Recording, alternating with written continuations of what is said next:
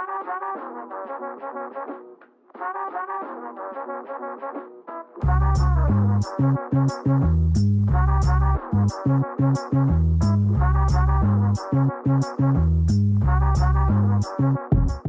on Tubi Tries, we are going to be trying to bake a homemade brioche, which we will start with by adding instant yeast, milk and flour to a bowl, and then using our new machine and getting confused by it, we're going to be adding in our dough hook and then combining until this dough is shaggy and sticky. Then we're going to cover it with a tea towel and let it rest for an hour for it to get a tiny bit more poofy. It won't change a lot, but it will help with flavor development. In the meantime, we're going to be taking flour, salt, sugar, whisking that together, and then in a separate bowl I'm going to be cracking in 6 eggs. After your dough has rested for 30 minutes, we're going to be adding in our dry mixture as well as our eggs, which you can be adding in 2 to 3 eggs at a time. Then you're going to be mixing well until your dough starts to look soft. You should mix for up to 10 minutes so that you get good gluten development. After all of your ingredients have been properly incorporated, we're going to be adding in a tablespoon of butter at a time. Make sure that the butter is 1, room temperature, and 2, you're making sure that it is completely incorporated before adding the next bit. Then your dough should look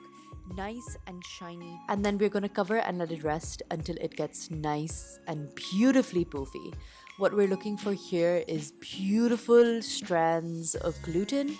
You want your bread to be shiny, kind of hair-like in a way. You want it to be nice and pliable, and this dough will be quite sticky, so I would suggest to oil your hands before working with it so that we don't use too much flour, because that will ruin the integrity of the dough. Then we're going to take all of our dough, divide that into half, and then into 4 equal pieces. Then we're just going to be taking one of those 4 pieces, lightly flouring it, and we're going to roll it out until it's nice and thin. Once it's nice and thin, you're going to fold it back on itself, kind of like a parcel.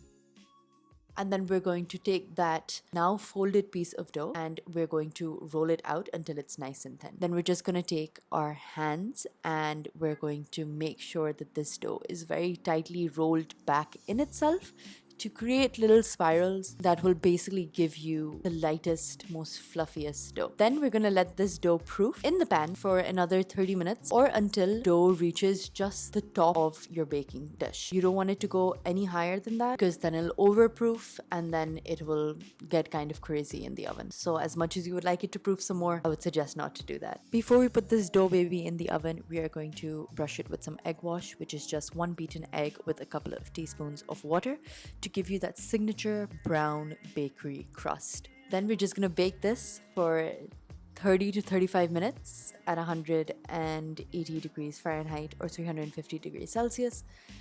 And look at how absolutely stunning that bread looks.